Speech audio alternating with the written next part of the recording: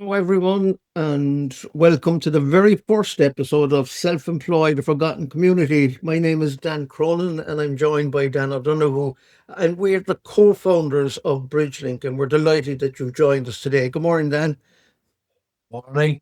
This is going to be exciting then. It is going to be exciting. And the podcast has been created for business owners and sole traders or tradespeople, retailers, and I suppose professionals who've chosen the self-employed route, Dan, like you have and like I did way back when, there was no such thing as mobile phones or emails or anything like that. We've over 40 years experience between the two of us.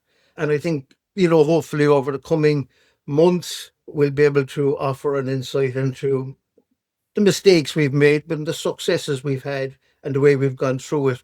Because, I think it's an important platform that self-employed people could learn from over the coming weeks and months. Yeah, I'm hoping that self-employed people, they like the nature of it, they don't have a lot of time, but if we could add a bit of value to them via this podcast and they could just throw it on the way to work or in a van or whatever they are or in an office, if we can add value, it would be brilliant. And I keep saying, people come to me and they say, well, you learn by your mistakes, and I'm saying, yeah, right, but nowadays learning by your mistakes can be really, really costly, so I think maybe they could learn from our mistakes. And also I think then, you're self-employed 40 years, I'm self-employed 40 years.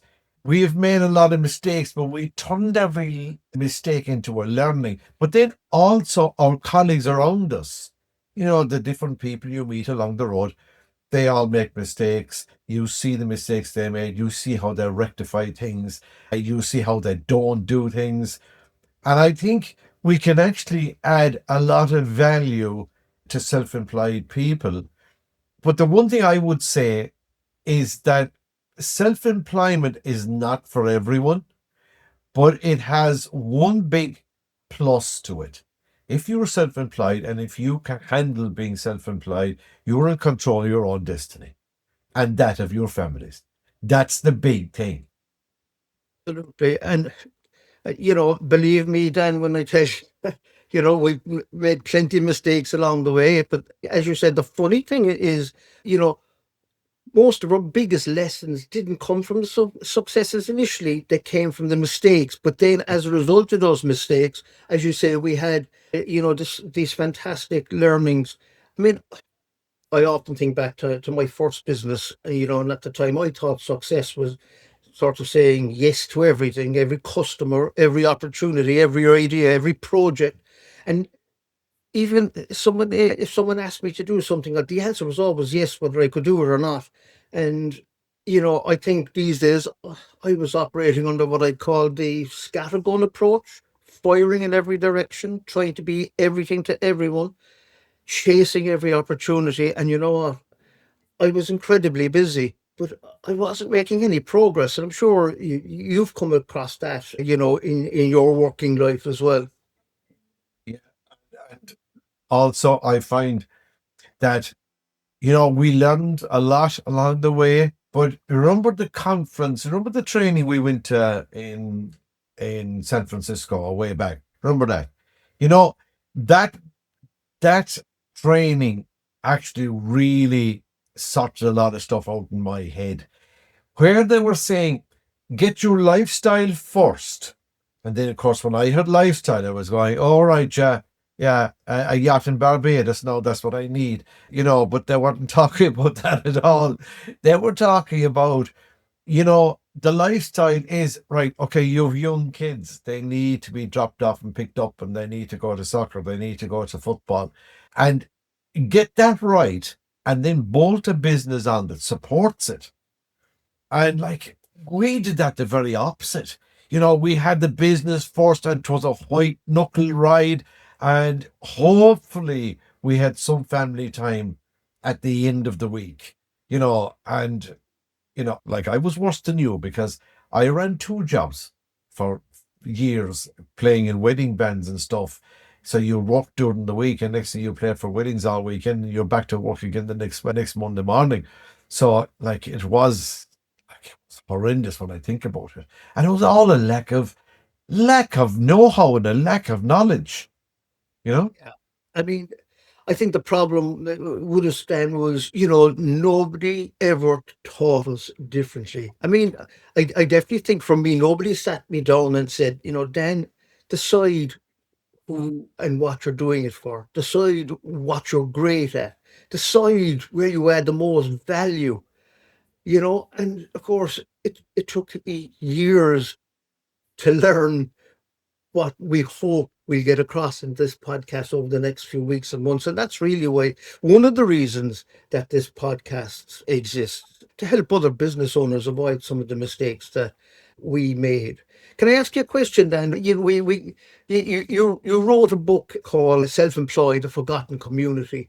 The title of this podcast wasn't chosen by accident. I mean, it was based around your book because in many ways self-employed are forgotten. If you think about it, when someone works in a large organization, there's systems around them. They've got managers and colleagues and HR departments and well-being programs. God almighty, well-being programs. And Jesus, I, if someone mentioned well-being programs to us 30 years ago, we'd have dropped down.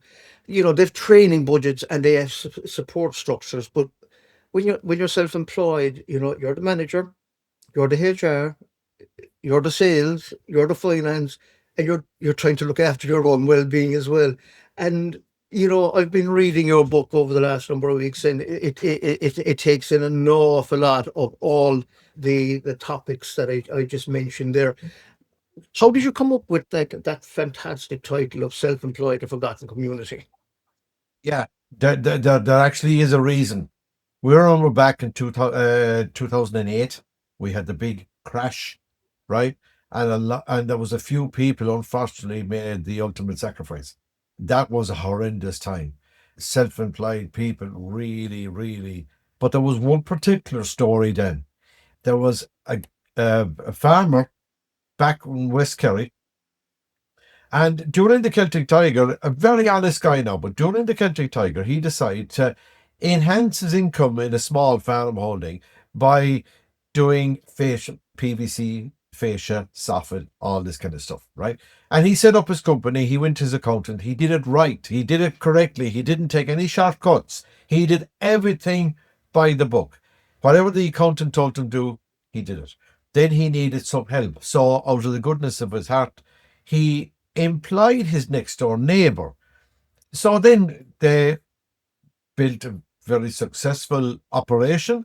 Then 2008, the bottom fell out of the whole thing. Right. So he had to close. So he went back to his accountant. And the accountant said, well, you have to pay a redundancy now to the neighbor. So he goes, okay. So he had to go into the credit union, borrow money, to pay the neighbor. I know the neighbor was entitled to it. It's not the neighbor's fault. That man was entitled to what was due to him. But the subject of the story, he had to go and borrow money to pay a redundancy. Then he picked up the neighbor one morning and they went into the Department of Social Welfare.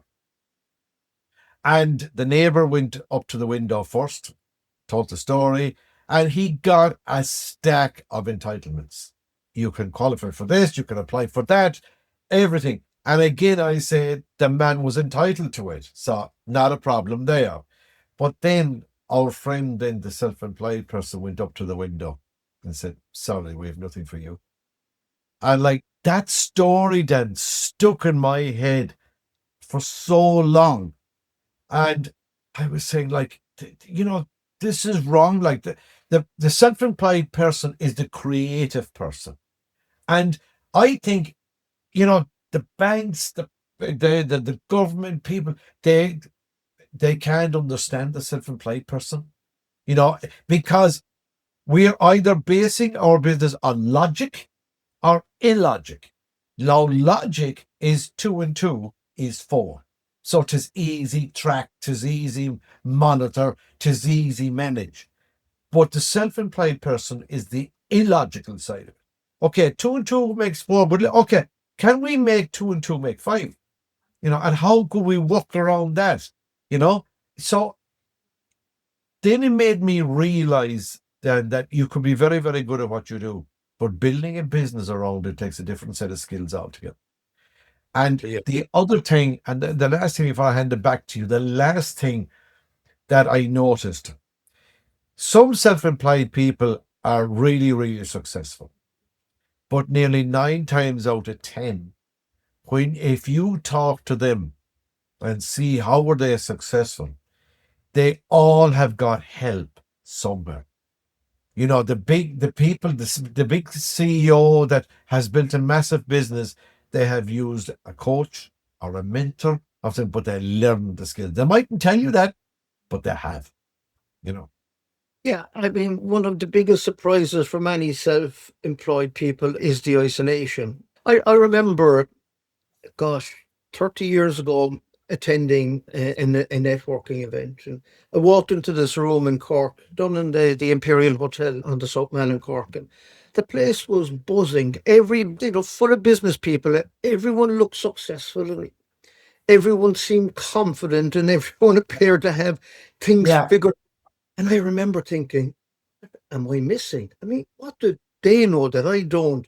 It was only years later, Dan, that I discovered something really important. Most of them were carrying exactly the same pressures that I had: cash yeah, flow worries, staff issues, confidence challenges, family pressures. I mentioned earlier on, self-employed people when they start out, they're the sales manager, the marketing manager, the HR manager, but they're also mothers and their fathers and their husbands and wives, and sometimes, as you said, we build a business and then the business consumes us and we don't have the time for family and what have you. And, that builds pressure in itself.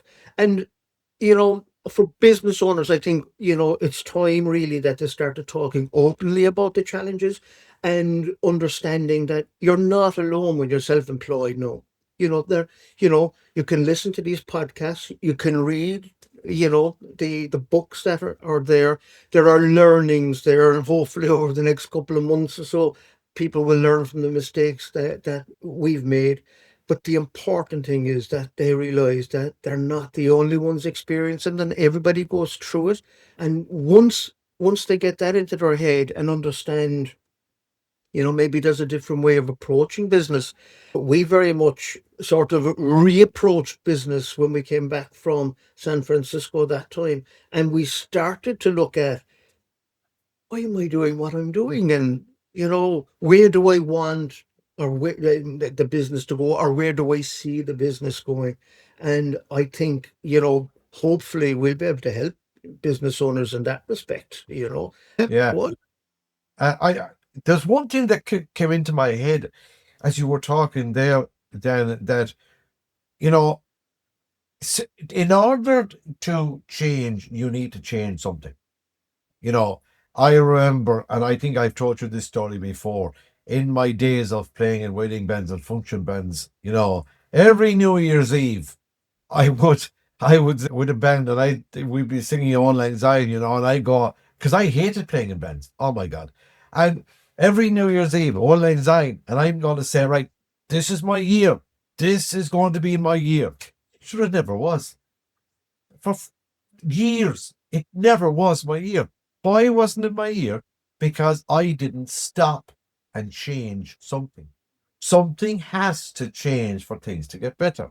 You can wish it and you can visualize it, which I believe in, but you got to stop, think, plan, and implement. You know, And there's also, if you're starting out now in self-employment, there's also one big thing that we didn't have back in the day that is modern technology. But in order to use modern technology and get the benefit, the positive benefit out of it, you need to stop and implement.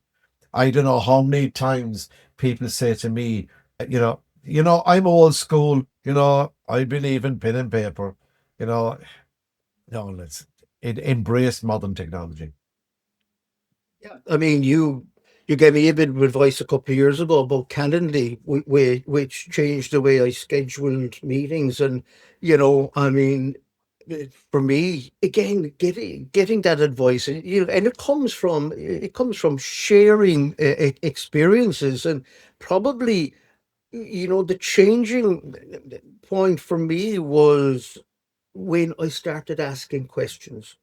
I suppose when I started listening and started learning from others, and then I started building stronger relationships. And again, go back 30, 35 years ago, Dan, if someone mentioned to you networking, they'd look at you as if you had, two square heads.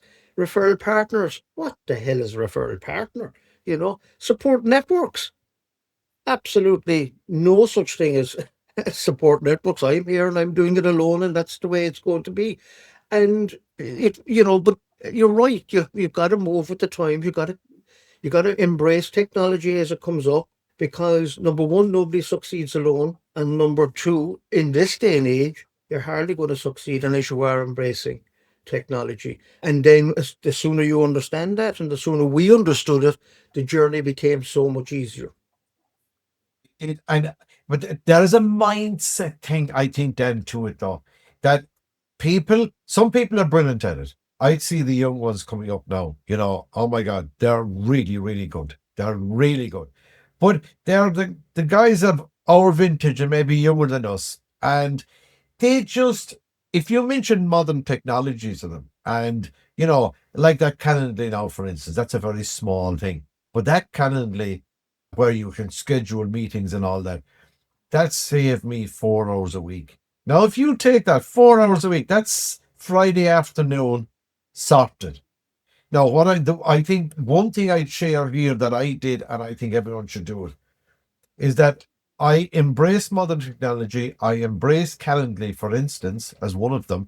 It saved me 4 hours a week, but I took those 4 hours and bring them back into my lifestyle. That I now wanted Fridays off. When COVID came, I finished up playing music. But, you were talking there about making change. It took a pandemic to stop me playing in weddings and stuff at weekends. A pandemic, right? But then what I did was then get more into modern technology, save myself 4 hours a week, but then gave that 4 hours back to me. I didn't go off then and do something else in the business. I took the time off. So now, as a result of modern technology, I haven't worked on Fridays since 2019. You got to reward yourself as well. You can't keep slogging all the time.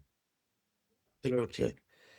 So, Dan, what can people expect from this podcast over the coming weeks and months? We're going to be having conversations around the topics that genuinely matter to self-employed people. Topics like finding clarity and controlling the controllables, which is really important. Networking done properly, which would be really important. I mentioned, networking is a huge part of building a successful business now. Other things then that we'll be talking about. Yeah, you mentioned earlier where I ended up writing a book on self-employed, the forgotten community. But what I did do is I invited four of my colleagues to write a chapter each on their skills. Like one now is on bookkeeping. So we're hoping to bring some guests on, but I would love those four at some stage to come on and talk to us about cash flow. Carissa to talk about communication, the proper communication. Colleague of mine, Joanne Morgan, to talk about wellness and mental health. And there's a direct connection between being self-employed and your mental health. Because as you said earlier, you are everything. You're the HR manager, you're the accountant, you're everything. So we'd hope to bring these people out who know their specific subject, and we hope that they can bring value. We're getting a massive response from people. They're saying, "Oh yeah, I go on that. I'd love to do that." So really looking forward to creating a series of podcasts where we genuinely can help self-employed. We're not charging for it. There is no cost. There's no membership fees. There's nothing. Just all you gotta do is plug and play. That's it. Yeah. And yeah, we are going to be joined by some fantastic guests who will bring practical experience and expertise, and people, I suppose, who understand the realities of a business.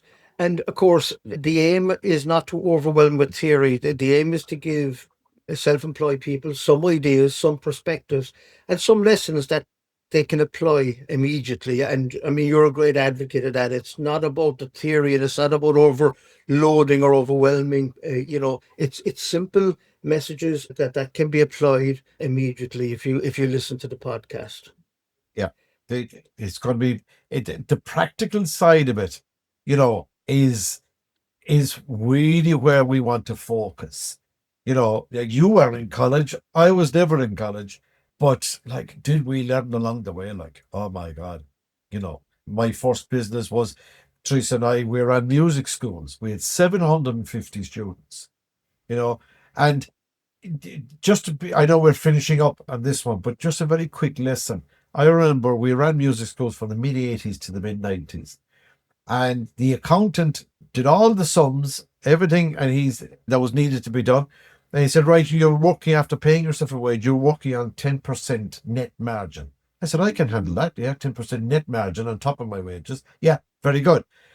Never factored in, though, 10% bad debt, where Mammy would send young Louise in. Louise comes into the classroom and said, Mommy, I'll see you next week. Mommy never saw me next week because we didn't have direct debit. We didn't have standing orders. We didn't have a membership model. We didn't have the modern technology that we have nowadays. You know, Yeah, lesson one there. Lesson yeah. one. Okay, so before we finish, I'd like to leave you with one thought because, if I could go back and give my younger self one piece of advice, it would be this: stop trying to do everything. Stop trying to be everything to everyone and ask for help sooner. Build relationships earlier. Focus on what matters, and the challenges become easier when you know what you're facing and when you know you're not facing them alone. So until next time, Dan, I suppose the important thing is to keep learning, keep growing, keep building, and remember you're not alone. Thanks for listening to Self-Employed, the Forgotten Community. It's a Two Dan's podcast production in association with BridgeLink, and we look forward to seeing you again next week.